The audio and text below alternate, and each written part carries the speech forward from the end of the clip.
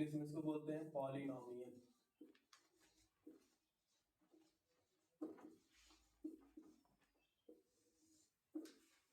लिखिए, ऐसा बीजीय व्यंजक, ऐसा बीजीय व्यंजक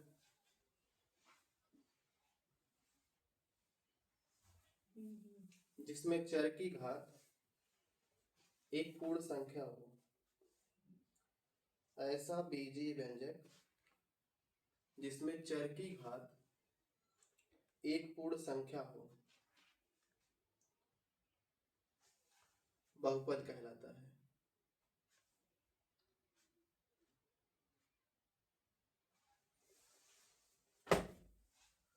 हो गया। अब इसे बोला गया ऐसा बीजीय व्यंजक, इसे कोई भी बीजीय व्यंजक हो, जैसे मान लो एक्स स्क्वायर और प्लस 2x और प्लस 3 है। अब इसमें आपको देखना है जो चर x है ना, उसमें जो घात दी गई है उसमें देखना वो पूर्ण संख्या है कि नहीं है। अब पूर्ण संख्या किसे कहते हैं?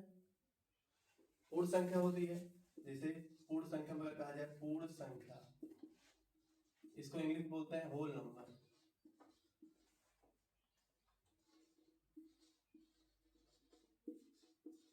अब होल नंबर ये है। अब पूर्ण संख्या का मतलब होता है, प्राकृतिक संख्या क्या होती है? एक से लेकर अनंत तक लिखी जाने वाली संख्या ना, वो प्राकृतिक संख्या कहलाती है। लेकिन अगर प्राकृतिक संख्या में शून्य को भी सम्मिलित करते हैं, जैसे 0 हो गया, 1 2 3 4 डॉट डॉट डॉट, अगर ये सभी अगर प्राकृतिक संख्या में शून्य को भी सम्मिलित कर दिया जाए तो वो संख्या क्या कहलाएंगी? पूर्ण संख्या कहलाएंगी ना।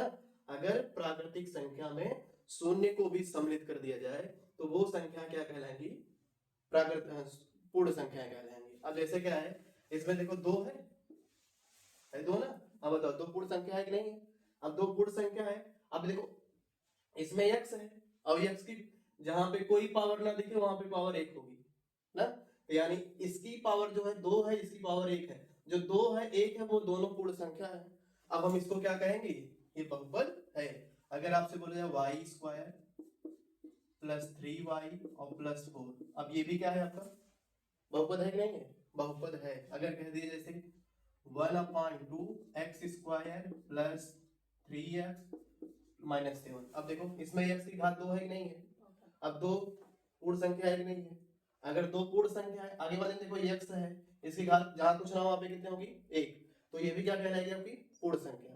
अब बताओ इसमें सबकी घात जो चर x है उसमें चर x की घात क्या है? एक पूर्ण संख्या है। अगर चर x की घात एक पूर्ण संख्या है तो हम इसे क्या बोलेंगे? बहुपद है। हो जाएगा ना। वैसे इससे भी हम क्या बोलेंगे? बहुपद है।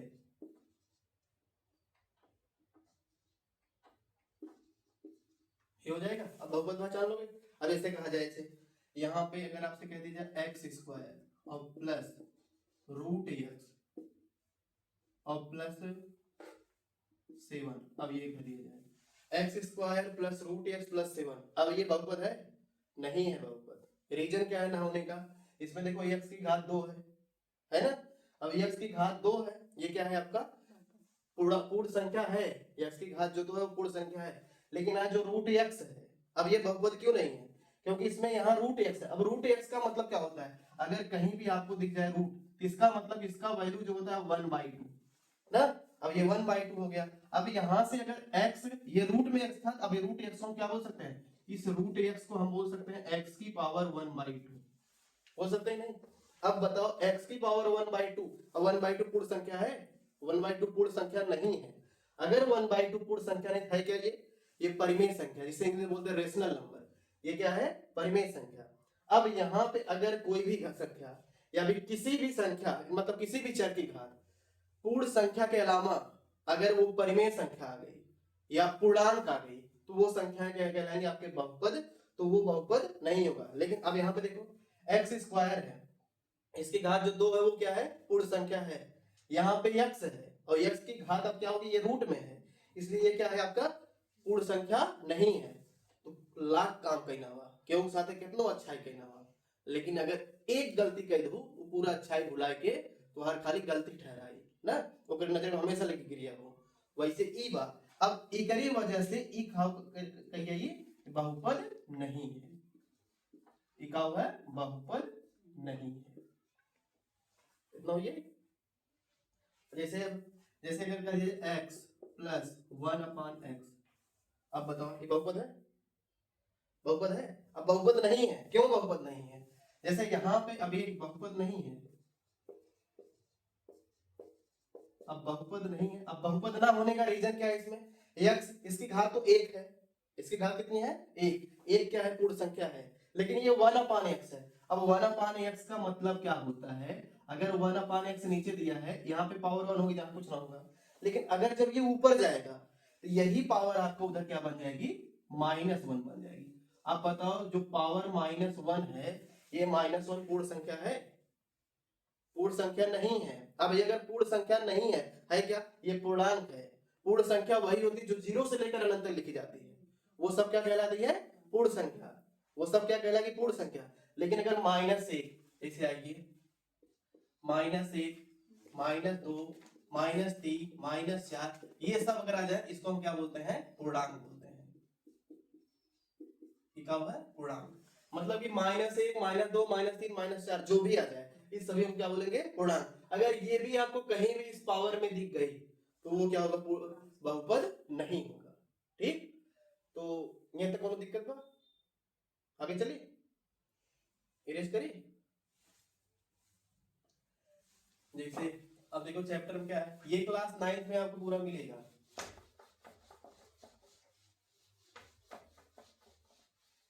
हमें 10th में जो पढ़ना है,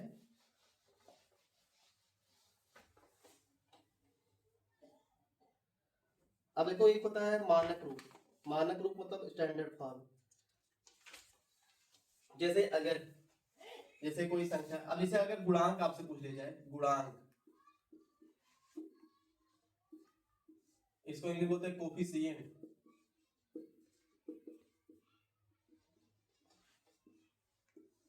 कोफिशिएंट। अब जैसे कह दिया जाए, जैसे आपको दे देगा क्वेश्चन में x² + 3x + 7।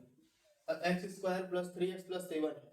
अब इसमें कहा गया x² + 3x + 7। अब पूछ लेगा इस दिए गए क्वेश्चन में दिए गए निम्नलिखित में x² का गुणांक क्या है?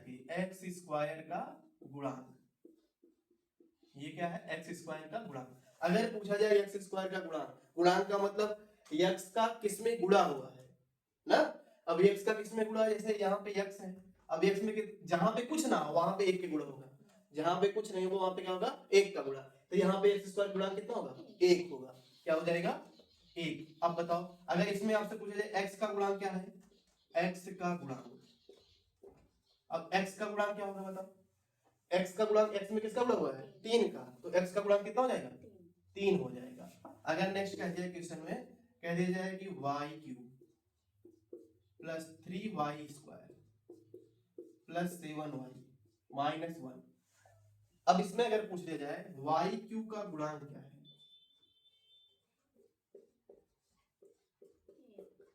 y³ का गुणांक कितना होगा? 1। जहां कुछ ना हो वहां पे गुणांक कितना होगा? 1। क्या होगा? 1। यहाँ पे y का गुणांक क्या होगा? y³ का 1 हो जाएगा। अच्छा बताओ y² का गुणांक क्या हो जाएगा? y² का गुणांक कितना होगा? y² में किसका गुणा हुआ है? 3 का, तो y² का गुणांक कितना हो जाएगा? 3। तो यहाँ हो जाएगा 3। अगर मान लो यहीं पे माइनस लगा है, अब आपसे पूछा जाएगा y का गुणांक क्या है? तो y का गुणांक जब देखेंगे तो y का गुणांक क्या होता है? तो यहाँ पे 7 है, लेकिन 7 से पहले माइनस भी लगा है, तो हम इसको क्या बोलेंगे? -7। ये क्या हो जाएगा? आपका y का गुणांक हो जाएगा।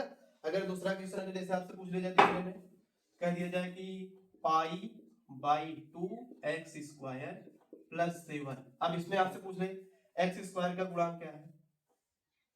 तो बताओ x² का गुणांक तो कितना होगा? x² गुणा कितना होगा? अब x में किसका गुणा हुआ है? π/2 का। किसका गुणा हुआ है? ये पूरा π/2 का गुणा हुआ है, तो x² का जो गुणांक होगा वो क्या हो जाएगा? π/2 हो जाएगा। ठीक। अब दूसरा अगर कह रहे जैसे जरूरी नहीं x ही रहे, ये y ही रहे, इसे अगर बोल देता है 4a² ये +3a और +7। अब इसमें अगर आपसे पूछता है a² का गुणांक क्या है? a² का कोफिशिएंट या गुणांक क्या है? अब बताओ क्या होगा, कितना हो जाएगा 4 हो जाएगा ना। अगर आपसे पूछा जाए a का गुणांक क्या है तो a का गुणांक क्या बताओगे, a का गुणांक इक्वल टू हो जाएगा 3 हो जाएगा ना। अब यहाँ तक कोई दिक्कत नहीं है। अब ये गुणांक हो गया। आपसे आगे पूछा जाता है, ये सब क्लास 9th में ही है अभी। अब जैसे अगर आपसे पूछ लिया जाएगा एक पदी बहुपद, द्विपदी बहुपद, तीन पदी ना। एक पदी का मतलब बोलते हैं जिसमें केवल एक पद हो वो क्या होते हैं एक पदी। जिसमें दो पद होते हैं उसे क्या बोलते हैं द्विपदी। जिसमें तीन पद होते हैं उसे क्या बोलते हैं त्रिपदी। जैसे अगर कह दिया जाए ये, जैसे x square plus 3x plus 4, अब बताओ इसमें कितने पद हैं टोटल, कितने पद हैं, एक दो तीन पद है, तो इसको हम क्या बोलेंगे त्रिपदी, त्रिपदी बहुपद या फिर त्रिपदी व्यंजक या फिर बहुपद बोल देंगे, ठीक।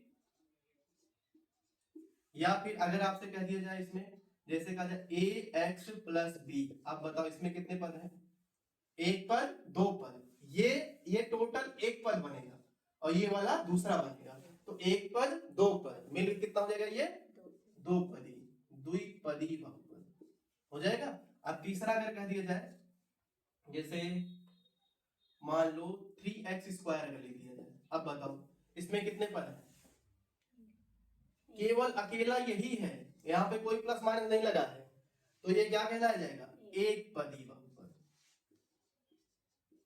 एक पदी। अब इसी एक पदी बहुपद को हम बोलते हैं रैखिक बहुपद। क्या बोलते हैं रैखिक बहुपद।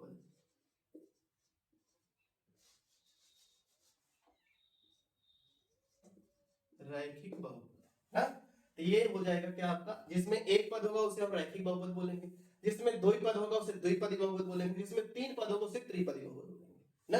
अगर आपसे पूछा जाए इसमें x स्क्वायर का गुणांक कितना है तो क्या बताओगे, एक, जब जहां कुछ ना हो वहां पे गुणांक कितना होता है एक, तो x स्क्वायर का गुणांक क्या हो जाएगा एक। अच्छा x का गुणांक कितना है, x का गुणांक 3, और यहाँ पे x का गुणांक कितना है a, x का गुणांक क्या है a, यहाँ पे x स्क्वायर का गुणांक कितना है 3 हो जाएगा। यहाँ पे कोई दिक्कत नहीं है ना। तो एक पदी बहुपद, द्विपदी बहुपद, त्रिपदी बहुपद, इसमें तो कोई दिक्कत है नहीं। अब x स्क्वायर का गुणांक निकाल लेंगे, x का गुणांक सबको गुणांक निकाल लेंगे ना। नोट करना है, नोट अन्यथा मिटा देंगे।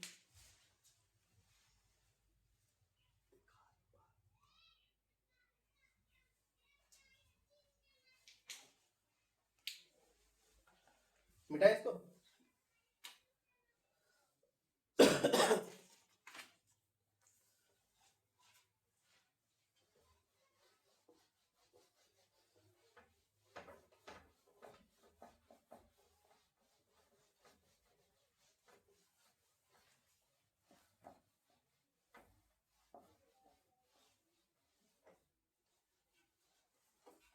अब यहाँ पे जैसे देखो आपको एक्सरसाइज पहले मिल जाएगी।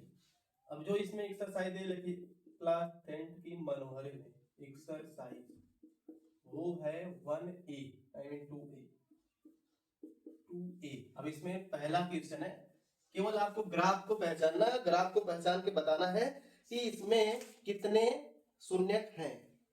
जैसे अब बोला गया है इसमें किसी बहुपद f ऑफ x के लिए, जैसे दिया गया है किसी बहुपद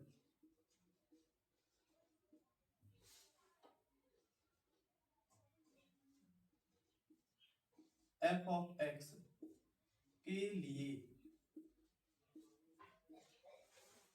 f ऑफ x के लिए y equal to f of x, y equal to f of x के ग्राफ दिए हैं, के ग्राफ दिए हैं। अब इसमें इसका ग्राफ दिया गया है। अब बोला गया है प्रत्येक ग्राफ में, प्रत्येक ग्राफ में, प्रत्येक ग्राफ में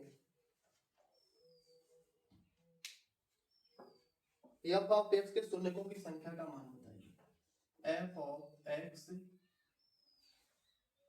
के शून्यकों की संख्या ज्ञात कीजिए।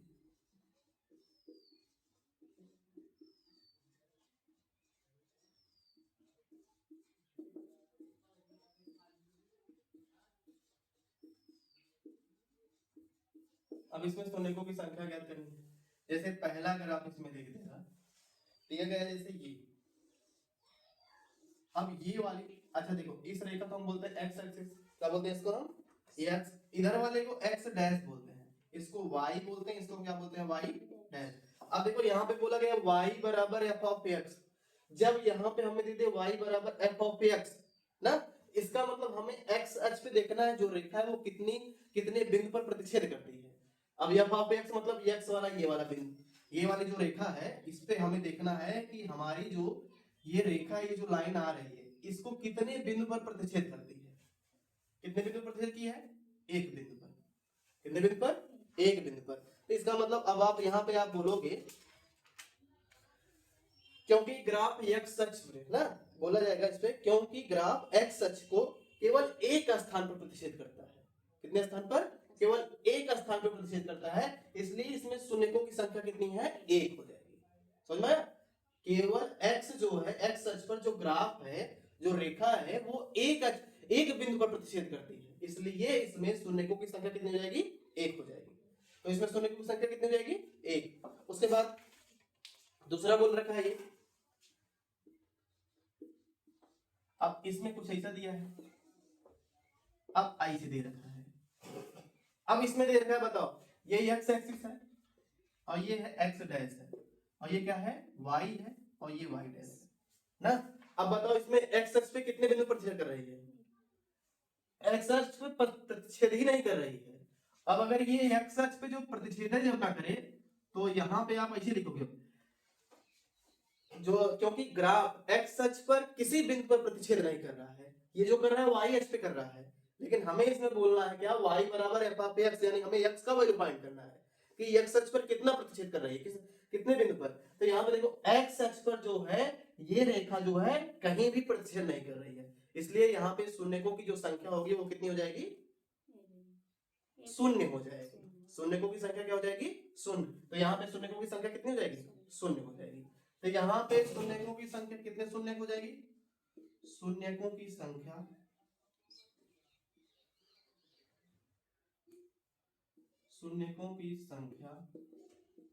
और ये बराबर कितनी जाएगी, एक। और यहाँ पे शून्यकों की संख्या कितनी जाएगी, शून्यकों की संख्या बराबर कितनी हो जाएगी, शून्य। ठीक, यहाँ तक हो जाएगा। अब इसमें बारी बारी ऐसे जो ग्राफ दिए गए हैं, जैसे नेक्स्ट वाला दिया गया तीसरा, ये सी वाला, अब इसमें कुछ ऐसा दिया है, फिर ऐसे दे रखा है। अब यहाँ पे ये कुछ इस तरह से दे रखा है ग्राफ, इसमें ऐसे, ये x एक्सिस है, ये क्या है, x डैश है, और ये क्या है, y है, और ये है y डैश। तो यहाँ पे अब हमें यहाँ पे पता करना है कि ये जो ग्राफ है इसको हम बोलते हैं पैराबोला यानी परवलय। ये जो ग्राफ है ये एक्स अक्ष पे किस बिंदु पर कितना प्रतिच्छेद कर रहा है। अब बताओ एक्स अक्ष पे कितना प्रतिच्छेद कर रहा है, केवल एक बिंदु पर। इसमें शून्यकों की संख्या क्या हो जाएगी, एक हो जाएगी। तो यहाँ हम लिखेंगे शून्यकों की संख्या, शून्यकों की संख्या बराबर कितनी हो जाएगी, एक हो जाएगी। हो जाएगा ना। अब यहाँ पे ये हो जाएगा। अब जैसे ये मान लो यहाँ पे अगर ये ग्राफ आपका कुछ इस तरह से दे दिया जाए,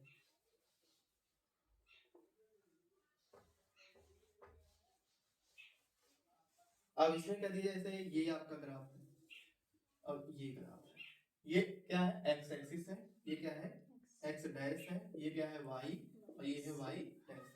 अब जैसे कोई ग्राफ है, अब आपको ग्राफ मान लो ये इस तरह से दिया, इसे ऐसे दे देगा। अब इस पे पूछ लेगा, इसमें बताओ शून्यकों की संख्या कितनी है, क्या बताओगे, कितने बिंदु पर प्रतिच्छेद कर रही है, एक, दो, यहाँ पे भी तीन, ये कितना हो जाएगा, चार, ये हो जाएगा पांच। तो अब बताओ इसमें शून्यकों की संख्या कितनी होगी, शून्यकों की संख्या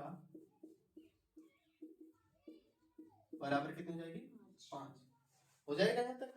अब इसमें कोई दिक्कत है नहीं, इसमें पूरा बता दिया जाएगा ना। या फिर अगर ऐसे मान लो सर्किल अगर बना के दे दिया जाए,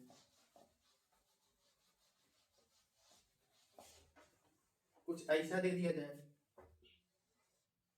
ये, तो अब हम इसको अगर देखें ऐसे कर रहा है, अब बताओ इसमें x अक्ष पर कितने बिंदु पर प्रतिच्छेद कर रहा है, x अक्ष पे कितने बिंदु पर प्रतिच्छेद करता है, x अक्ष पे।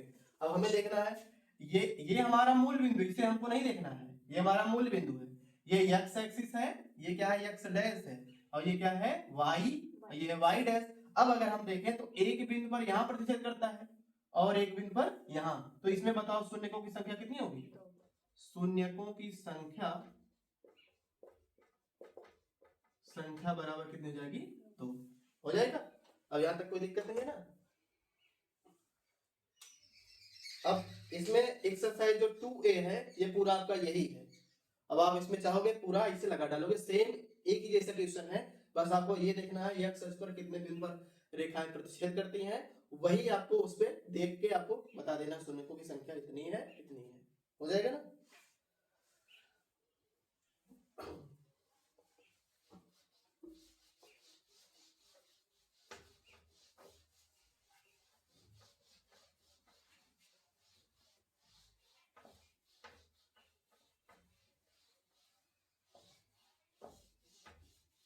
अब अगली एक्सरसाइज है 2B, और इसमें आपको पढ़ना है किसी बहुपद के शून्यकों और गुणांकों में संबंध, किसी बहुपद के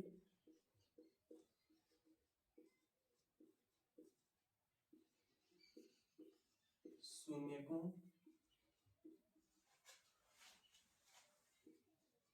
और गुणांकों में संबंध।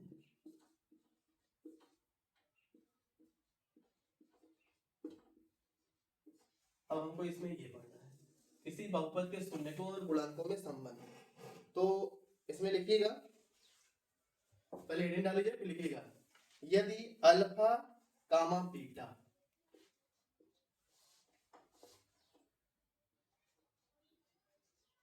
यदि अल्फा कामा बीटा द्विघात बहुपद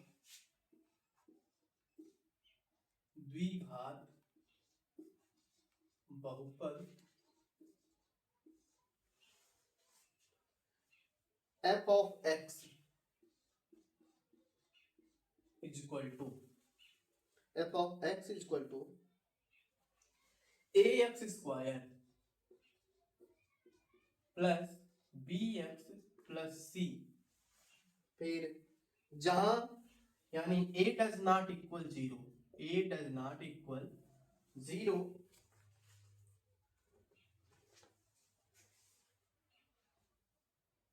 के शून्यक हो तो, के शून्यक हो तो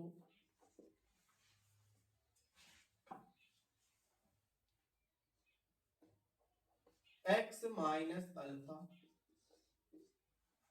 तथा x माइनस बीटा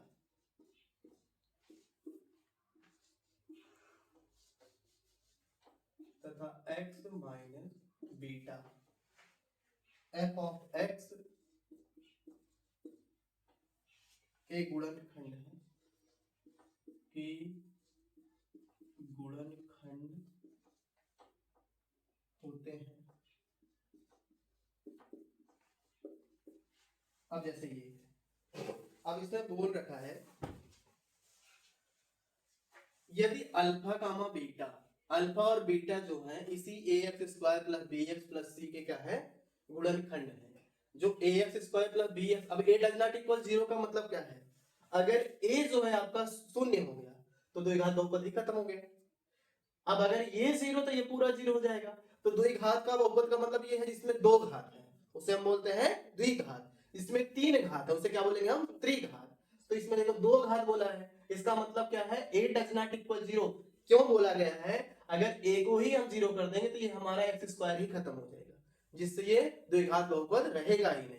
तो इसलिए यहाँ पे बोला गया a डज नॉट इक्वल 0 के शून्य हो तो x माइनस अल्फा तथा x माइनस बीटा या f x के गुणनखंड होते हैं। अब जैसे इसमें हमें बोला गया है ax स्क्वायर, बोल रखा है क्या ax स्क्वायर प्लस bx और प्लस c इक्वल, अब इसके जो गुणनखंड है वो क्या है x माइनस अल्फा और क्या है x माइनस बीटा, ये इसके दो गुणनखंड है। अब क्या करना है, हम यहाँ पे एक कांस्टेंट वैल्यू के ले लेते हैं, लिखेंगे इसको हम ax square plus bx plus c। हमने एक कांस्टेंट वैल्यू के ले लिया और ये हो गया हमारा x माइनस अल्फा और x माइनस क्या हो गया बीटा, यहां जहां के अचर है ना। अब जहां के क्या है हमारा अचर है। अब यहां से हम क्या करते हैं, इसको थोड़ा सा तोड़ते हैं। देखो के को एज इट इज रखो, मल्टीप्लाई करना है इसको x का x में। अब बताओ x का x में मल्टीप्लाई करो क्या आएगा, x स्क्वायर आएगा। फिर x का माइनस बीटा में करेंगे तो माइनस बीटा x हो जाएगा। फिर माइनस अल्फा का x में करेंगे तो माइनस अल्फा x हो जाएगा। माइनस माइनस क्या हो जाएगा प्लस, तो क्या आ जाएगा अल्फा इंटू बीटा, ये हो जाएगा इसका गुणनखंड हो जाएगा। अब क्या करेंगे पुनः इस हम के को ऐसे रहने दो, थोड़ा सा इसमें हम काम ले, जैसे के है ये एक्स स्क्वायर है, इसको आप इधर लिख दो minus alpha x minus beta x और प्लस क्या हो जाएगा अल्फा इंटू बीटा, ये सेम हो जाएगा ना। अब देखो एक्स स्क्वायर इसको बस यहां लिखा गया है, इसको यहां लिखा गया है। तो अब यहां पे क्या करेंगे, हम थोड़ा सा इसको और फैक्टर करेंगे के इंटू एक्स स्क्वायर माइनस, इसमें देखो x है इसमें भी x है, इसमें भी माइनस इसमें माइनस है ना, दोनों में x है तो हम क्या ले लेंगे कॉमन, तो माइनस हम x लेंगे क्या कॉमन, तो हमें बचेगा क्या अल्फा प्लस बीटा। अब ये प्लस कहां से हुआ, जब माइनस x हम कॉमन लेंगे, हमने x कॉमन लेके इस साइड लिखा, ठीक। अब यहां से जब हमने माइनस कॉमन लिया तो इस माइनस से ये माइनस क्या बन गया प्लस ना, माइनस से माइनस क्या बन गया प्लस, तो alpha plus beta into x और ये हो जाएगा प्लस क्या प्लस अल्फा इंटू बीटा हो जाएगा।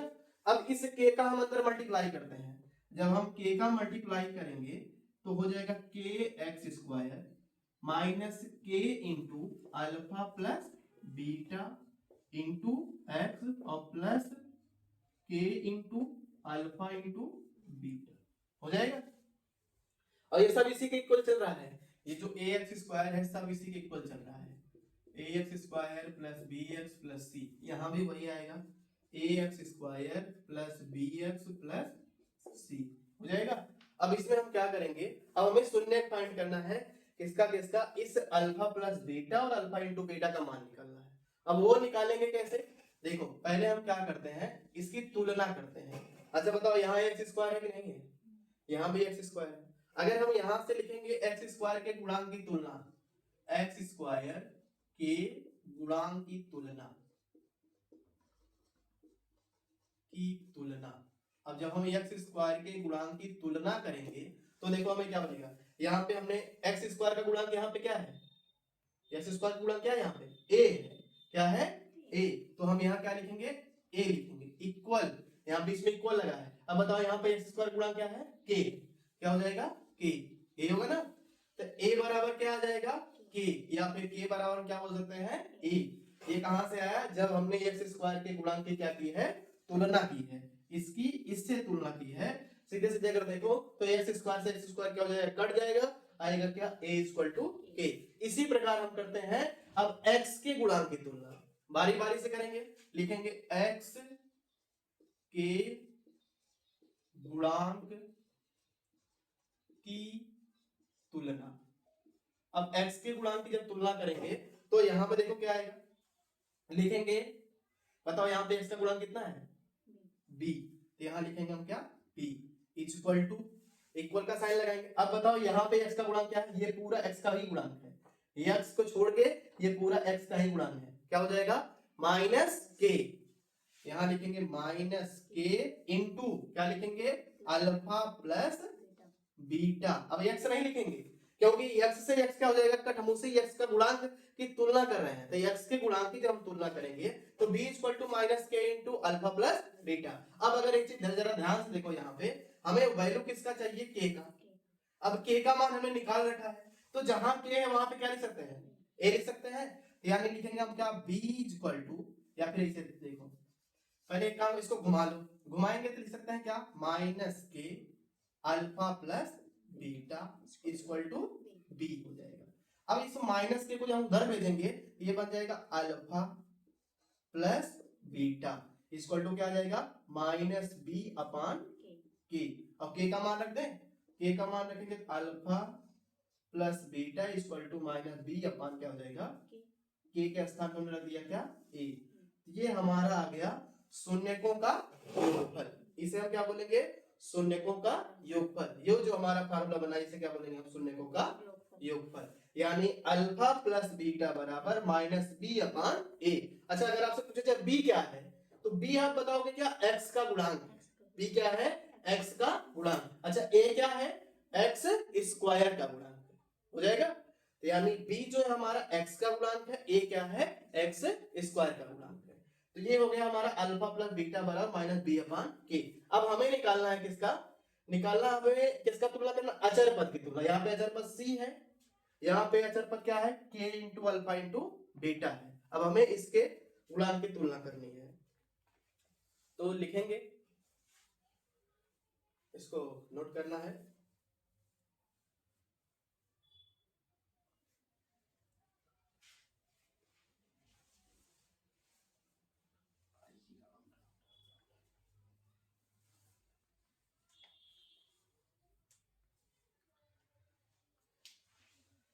इतना तो समझ में ही गया होगा।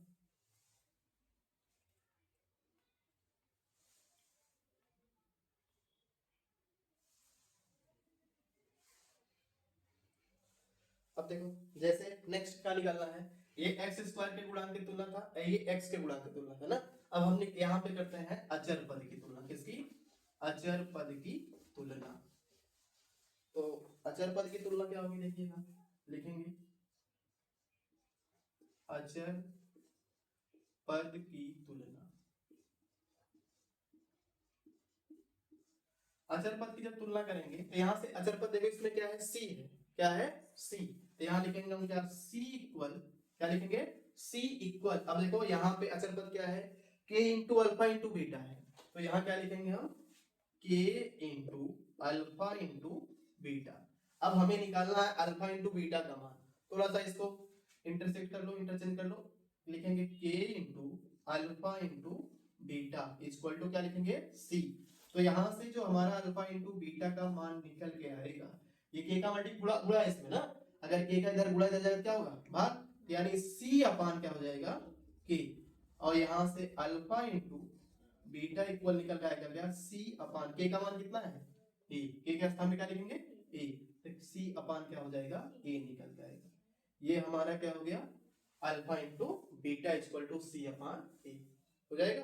तो ये सी क्या है आपसे पूछा जाएगा, सी क्या बताओगे आप अचर पद। सी क्या है अचर पद और ए क्या है हमारा एक्स स्क्वायर का गुणांक हो जाएगा। तो यहां से अब ये जो फार्मूला हमारा निकला है,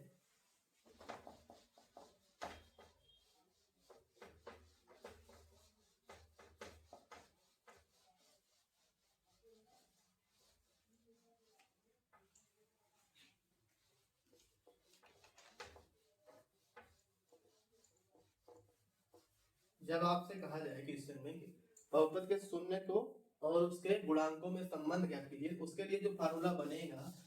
अब आपसे पूछा जाए द्विघात बहुपद के शून्यकों का योगफल। तो शून्यकों का योगफल जो होता है, शून्यकों का योगफल का योगफल। अब शून्यकों का योगफल क्या होगा, इसको हम बोल सकते हैं alpha plus beta equal to, अभी मैंने फार्मूला क्या निकाला था minus B upon a, minus B upon ए। अब हम इसे क्या बोल सकते हैं बताओ, बी क्या है माइनस एक्स का गुणांक, क्या है एक्स का गुणांक अपान ए क्या है एक्स स्क्वायर का गुणांक, एक्स स्क्वायर का गुणांक। अब ये हमारा निकल का गया अल्फा प्लस बीटा, जिसे हम बोलते हैं क्या शून्यकों का योगफल। अब अगला क्या है हमारा शून्यकों का गुणनफल। एक फार्मूला था शून्यकों का गुणनफल का गुणनफल। अब शून्यकों का गुणनफल है तो ये क्या होता है alpha into beta equal to C upon A. C क्या हो जाता है, अचर पद। सी को हम बोलते हैं क्या, अचर पद। ए का मतलब क्या है, एक्स स्क्वायर का गुणांक।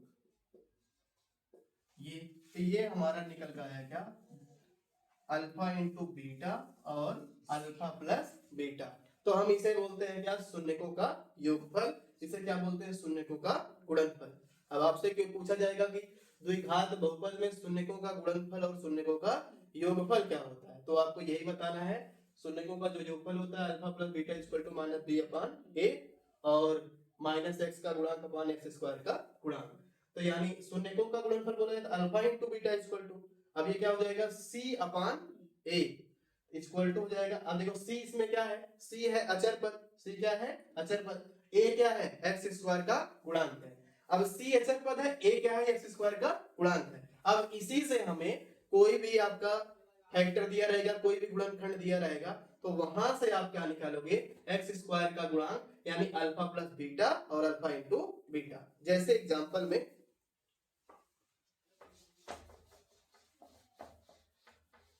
वैसे समझ आ ही रहा होगा, और नहीं आ रहा है तो बताइएगा, एक बार पुनः से रिवाइज कर लीजिएगा। जैसे एग्जांपल में अगर आपसे कहा जाए, जैसे एग्जांपल इसमें दे रखा है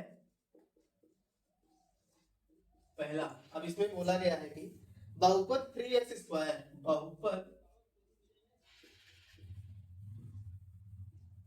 3x square plus 5x minus 2, अब ये दे रखा है बहुपद 3x square plus 5x minus 2 के शून्यकों का योगफल, के शून्यकों का योगफल, योगफल। अब शून्यकों का योगफल पूछा है, तो अब शून्यकों का योगफल कैसे निकालेंगे, अभी मैंने फॉर्मूला पढ़ा है शून्यकों का योगफल। अब शून्यकों का योगफल होता क्या है, अल्फा प्लस बीटा, क्या होता है अल्फा प्लस बीटा, जिसे बोलते हैं माइनस बी अपान ए। तो यहां से शून्यकों का योगफल अगर बोला जाए, b का मतलब क्या है, x का गुणांक, b का मतलब क्या है x का गुणांक। अच्छा इसमें x का गुणांक कितना है 5, तो यहाँ क्या लिखेंगे माइनस 5 अपान, अच्छा बताओ a का मतलब क्या होता है x स्क्वायर का गुणांक। अच्छा बताओ इसमें x स्क्वायर गुणांक कितना है 3, तो यानी क्या हो जाएगा ये x स्क्वायर यानी अल्फा प्लस बीटा, या फिर आप बोल सकते हो शून्यकों का योगफल क्या हो जाएगा हमारा माइनस 5 अपान 3। समझ में आया। अब दूसरा एग्जांपल इसी तरह बोल रखा है, एग्जांपल सेकंड है, इसमें बोला गया है कि बहुपद, कहा गया है बहुपद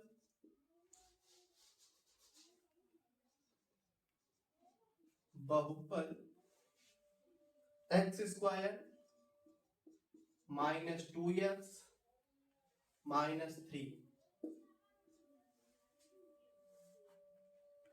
के शून्यक होंगे। अब इसमें शून्यक बोला गया है, के शून्यक होंगे। अब इसमें आपसे शून्य बोल रखा है, अब शून्य कैसे फाइंड करते हैं, शून्य फाइंड करने का मतलब जो फैक्टर करते हैं, जो गुणनखंड करते हैं, जो उसमें हमें x का वैल्यू फाइंड होता है वही क्या कहलाता है हमारा शून्य कहलाता है। जैसे क्या करें अगर हम, तो अगर हम इसे सॉल्व करें तो देखो ये एक्स स्क्वायर है माइनस 2x है माइनस 3, ठीक। अच्छा यहाँ पे देखोगे एक्स स्क्वायर का गुणांक कितना है 1 है, एक्स स्क्वायर गुणांक कितना है 1, और x का गुणांक कितना है माइनस 2 है, और यहाँ पे जो अचर पद क्या है माइनस 3, तो इसका हमें पहले करना है गुणनखंड। अब यहाँ पे 3 है, यहाँ पे 1 है, अगर यहाँ 2 होता तो इस 3 का मल्टीप्लाई इसमें करते, लेकिन यहाँ पे जब 1 है, क्या है यहाँ पे 1 है, तो 3 1 कम कितना होगा 3। अब हमें इस 3 का कुछ ऐसा फैक्टर करना है, कुछ ऐसा गुणनखंड करना है, गुणा करने पे तो 3 आए, लेकिन जोड़ने या घटाने पे कितना आए 2 आए, कितना है 2।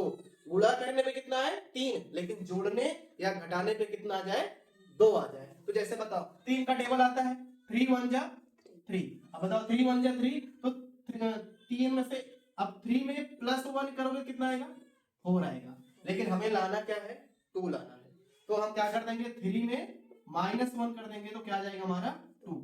यानी हम क्या, हमें किसकी आवश्यकता है 3 प्लस 1 की जरूरत है नहीं, तो 3 माइनस 1 की जरूरत है, तो हम क्या करते हैं इसको हटा देते हैं।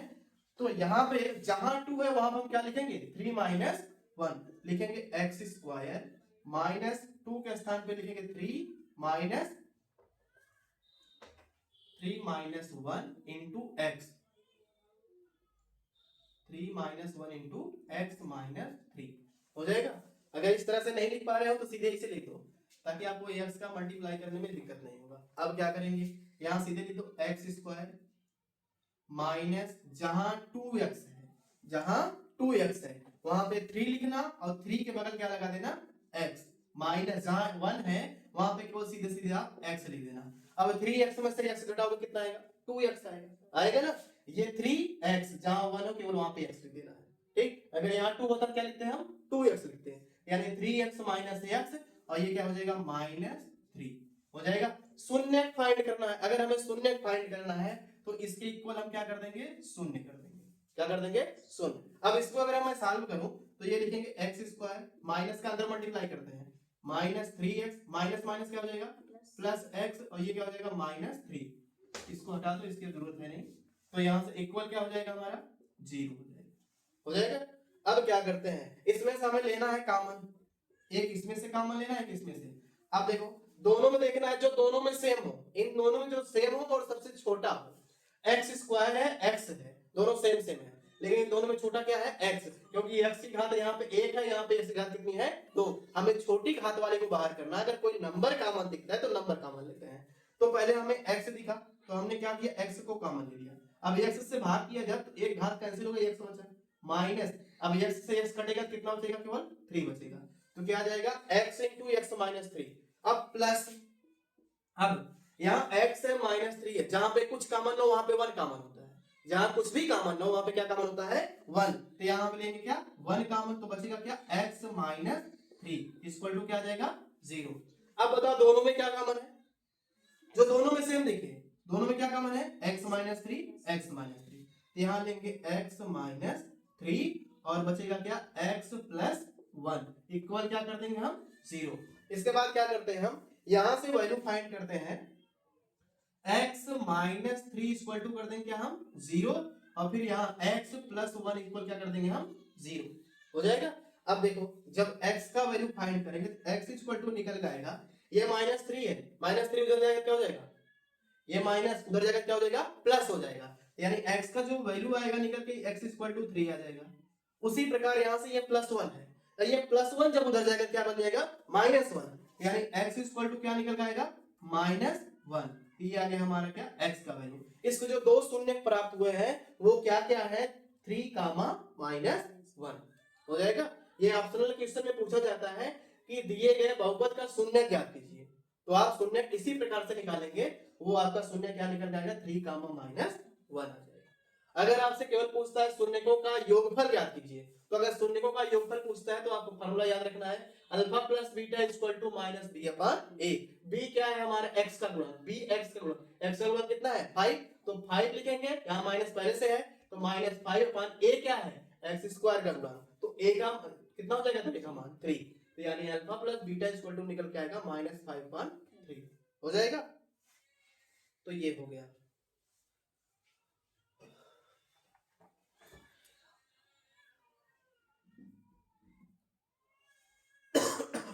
अब देखो नेक्स्ट एग्जांपल है, एग्जांपल तीसरा है।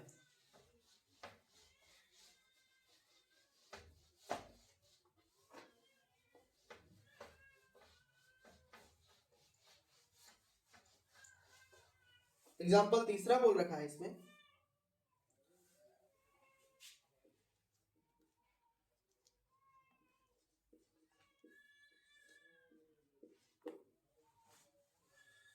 एग्जांपल तीसरा बोला द्विघात बहुपद एक्स स्क्वायर, द्विघात बहुपद बोला गया द्विघात बहुपद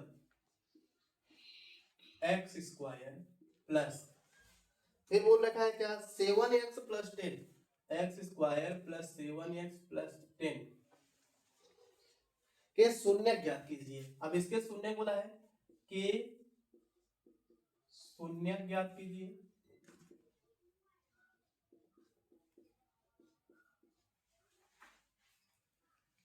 शून्य ज्ञात कीजिए और शून्य को तथा और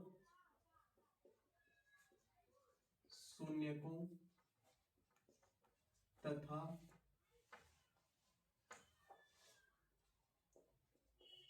गुणांकों के बीच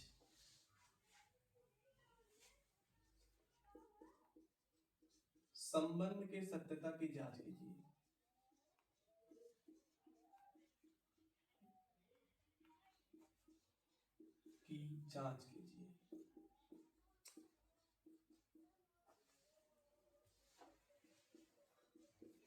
अब देखो ये क्वेश्चन सबसे सिंपल है, बोर्ड में हमेशा हर साल 4 नंबर का पूछा जाता है, हर साल। इस बार भी आया होगा प्री बोर्ड पे भी 4 नंबर का। जैसे अब इसको करना क्या है, द्विघात बहुपद, ये एकदम इंपॉर्टेंट क्वेश्चन है। अब ये क्या है, हर साल बोर्ड में 4 नंबर का आता है। बोला गया कि द्विघात बहुपद x² + 7x + 10 के शून्य ज्ञात कीजिए और शून्यकों तथा गुणांकों के बीच संबंध के सत्यता की जांच कीजिए। तो सबसे पहले क्या करेंगे हम, ये जो हमारा दिया गया x² और +7x तो +10, ये जो बोल रखा है, इसके हमें पहले शून्य फाइंड करने हैं। अब शून्य फाइंड कैसे करते हैं, इस दिए गए बहुपद का हम पहले क्या करेंगे, गुणनखंड करेंगे यानी फैक्टर करेंगे। तो फैक्टर करेंगे तो सबसे पहले क्या करेंगे, यहाँ पे 10, यहाँ पे जब कुछ ना हो तो बस आपको 10 को ध्यान रखना। अब ये 10 दिख रहा है ना, अब हमें इस 10 का ऐसा कोई फैक्टर करना है जिसको फैक्टर करने पे तो 10 आए, जिसका आपस में मल्टीप्लाई करने पे क्या है 10 आए, लेकिन इसको जो आए उस मल्टीप्लाई को पुनः जोड़ने या घटाने पे कितना लाना, हमें 7 लाना है। तो बताओ 10 किस टेबल में आता है, 5 2 जा 10, यानी अगर हम 5 का मल्टीप्लाई इसमें कर दें 2 में, तो 5 2 जा कितना हो जाएगा 10। तो ये अगर हम 5 में +2 कर दें क्या 7 आएगा कि नहीं आएगा, आएगा ना। 5 + 2 कर दें तो क्या आएगा हमारा 7। तो जहां हमारा 7x है तो वहां पे हम 5 + 2 बोल सकते हैं।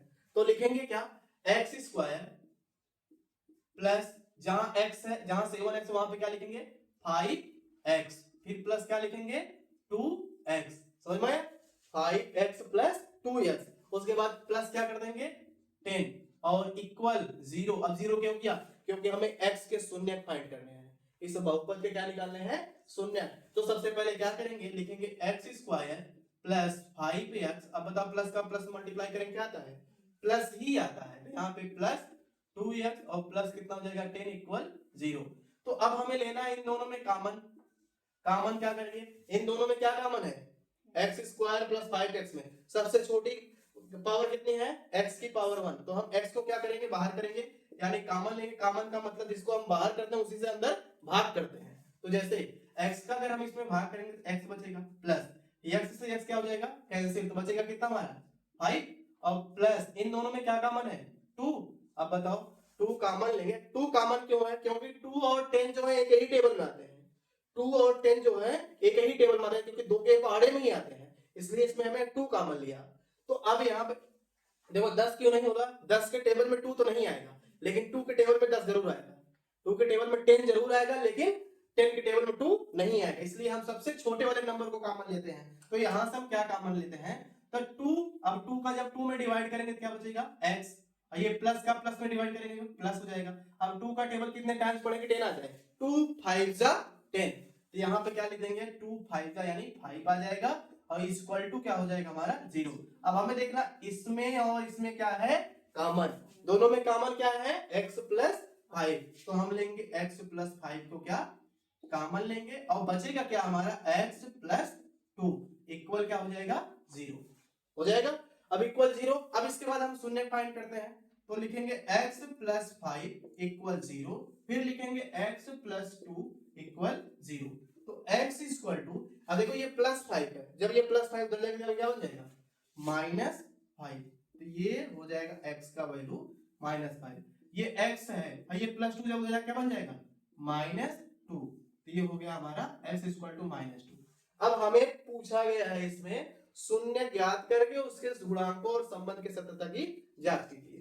तो हम इसी x को एक को हम मान लेंगे अल्फा इक्वल टू -5 और अगले को मान लेंगे क्या बीटा इक्वल टू -2, ये हम मान लेंगे। इसको आप देखो ये अल्फा का वैल्यू -5 हो गया, बीटा का कितना हो गया -2। अब हम पता करते हैं जो हमने फाइंड किया वो सत्य है या असत्य है, तो हम लिखेंगे संबंध के सत्यता की जांच। तो यहां से संबंध के सत्यता की जांच,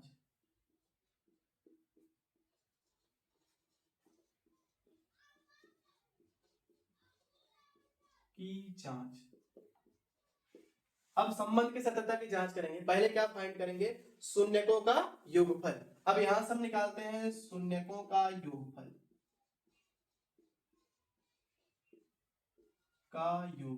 अब शून्यकों का योगफल, अभी फार्मूला हमने बताया था, क्या होता है? Alpha plus beta equal to क्या होता है? माइनस बी अपान ए।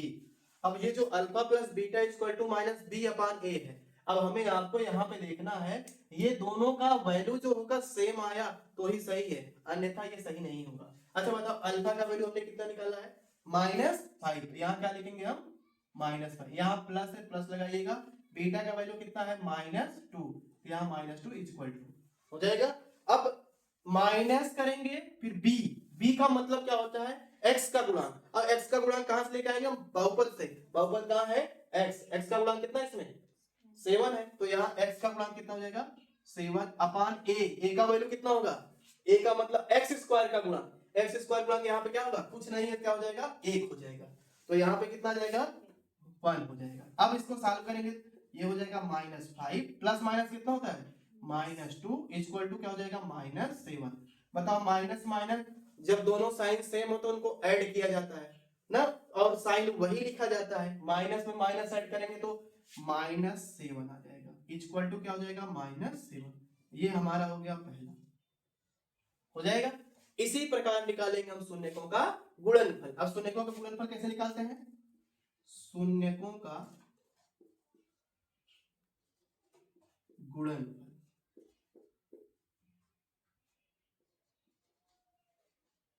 अब शून्यकों का गुणनफल कैसे फाइंड करेंगे? फार्मूला हमें पता है, क्या होता है? Alpha into beta. अभी पर जस्ट बताया था, alpha into beta equal to होता है सी बाई ए। तो अल्फा का मान हमारा देखो -5 है, इंटू बीटा का मान -2 है, यही है ना? अल्फा का वैल्यू -5 है और बीटा का वैल्यू -2 है। यहाँ पे ब्रैकेट क्यों लगा? क्योंकि दो साइन एक साथ नहीं लिखे जाते हैं ना, दो साइन एक साथ नहीं लिखे जाते हैं। इक्वल टू, अब यहाँ पे c का वैल्यू क्या है? c का मतलब क्या होता है? अचर पद। इसमें अचर पद कितना है? 10। तो यहाँ पे क्या हो जाएगा? 10 अपान ए का वैल्यू कितना है? 1 है। तो यहाँ हम लिखेंगे कितना? 1। माइनस माइनस क्या हो जाएगा? प्लस हो जाएगा। माइनस से माइनस प्लस, और 5 2 जा कितना जाएगा? 10 इक्वल टू 10। ये हो गया हमारे संबंध की सत्यता की जांच। आप ऐसे ऐसे लिखोगे, सेम 4 नंबर आपको पूरा पूरा मिल जाएंगे। तो शेष नेक्स्ट वीडियो में मिलते हैं। आज के लिए इतना है।